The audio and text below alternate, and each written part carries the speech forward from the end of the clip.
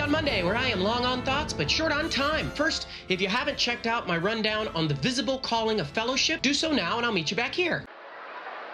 Oh, cool, you're back. This is part 2 of the visible calling, graceful power, and sad hope of fellowship, or a walkthrough of the lasting resonance of the Lord of the Rings. Some quick reminders: the success of a quest cannot be measured by its geometrical point A to point B straight lines to the goal, but by the hope that lives when everything else seems lost. They lose each other, they lose their way, they lose a member of their company, and as we see later at Helm's Deep, they lose numerical advantage. But picking up where I left off, I want to stay on Boromir and how their walking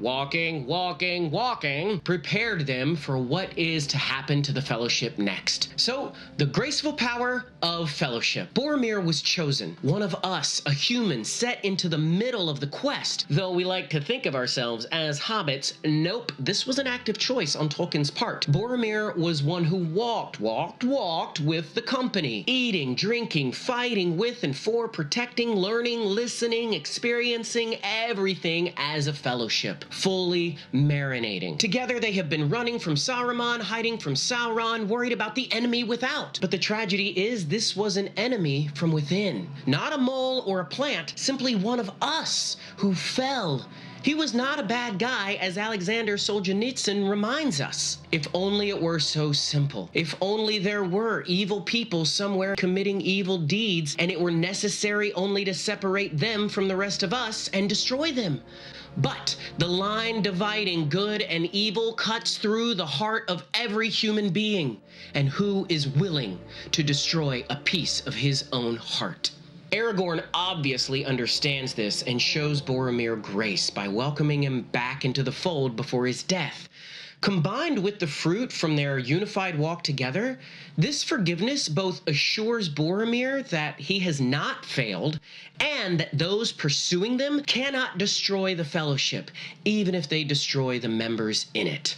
And then later we see this line dividing good and evil in Theoden's heart. Fortunately, Gandalf does not use his power to supplant him, but rather to release him from Wormtongue and Saruman's influence, but not before he banished his new heir, an entire army, and suffered many losses. This film's particular entry is loaded with backstory, memory, flashback, a Herculean effort to make the battle at Helm's Deep emotionally rich and pay off, to make Treebeard slowly effective. And I eat it all with relish and a little bit of mustard. Again, Aragorn and Legolas and Gimli grow even closer, kinsmen now hunting for their brothers, Merry and Pippin, and Gandalf returns totally transformed. Merry and Pippin suffer one of my most loved frustrating times with Treebeard. Patience is indeed a virtue, as we see, but inaction against injustice is an excuse. And while Treebeard is patient, he will not suffer injustice. So when Merry and Pippin finally get him to listen,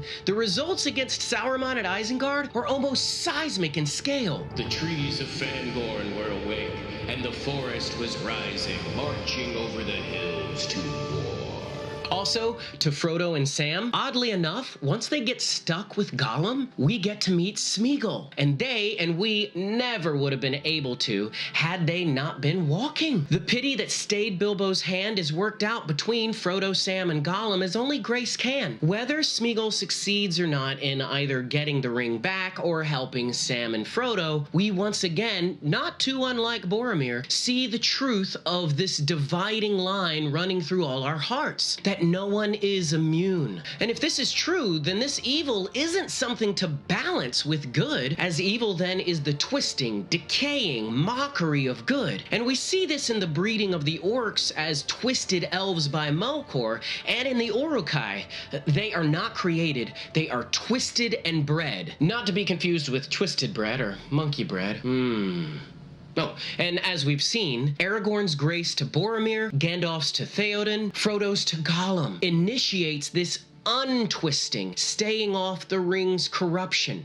But only after all things have been untwisted, made new at the heart level, restored and redeemed, can this story end. So, I guess that depends on what happens next. I'm already so scared and sad. But for the moment, that's my Mundy. Now back to yours.